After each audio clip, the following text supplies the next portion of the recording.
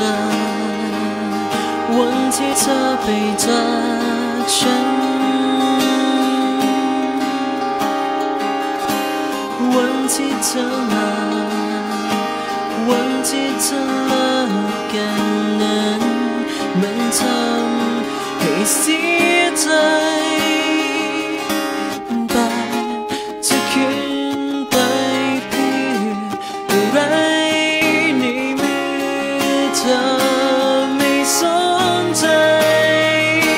ได้แต่หวังว่าความรักจะทำให้เธอกลับมาหาก็หวังเพียงแค่นั้นจะทำ